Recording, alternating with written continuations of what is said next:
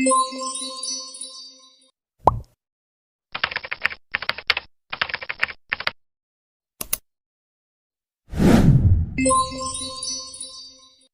day everyone, I am Rochelle Luna, a BSBA student.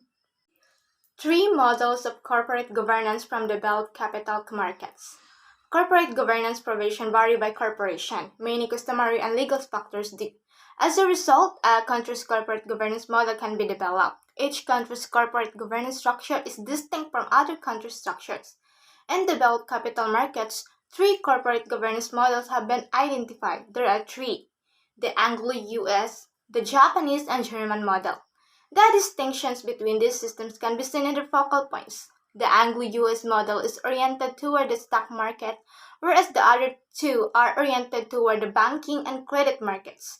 The Japanese model is the most focused and rigid, whereas the Anglo-American model is the most dispersed and adaptable.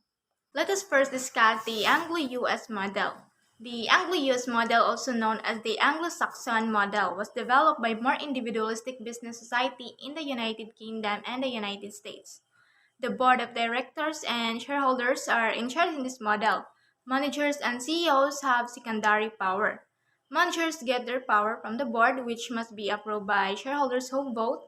Most companies with Anglo-US corporate governance systems have laws that limit shareholders' ability to exercise practical day-to-day control over the company. In the Anglo-American markets, money and shareholders are spread out all over. Furthermore, regulators like the Securities and Exchange Commission in the United States say that shareholders should be more important than boards or managers. The three of the key players of Anglo-US model is the management, directors, and shareholders. The other model is the Japanese model. It is the only one that stands out from the other two.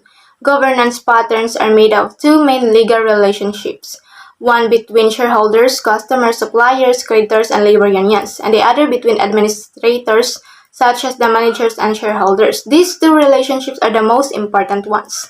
The Japanese model has a sense of shared responsibility and a sense of balance. It's called Kiritsu, which means supplier and customer loyalty. Third model is the German model. It is the best. It is also known as the continental model or the European model. The board of directors and the board of supervisors. The executive board is in charge of running the company, and the supervisory council has power over the executive board. Employees and shareholders choose the members of the supervisory board. In the continental model, government and national interests play a big role, as a lot of emphasis is put on the corporation's responsibility to follow government goals and improve society. Banks often play a big role in business when it comes to money and making decisions.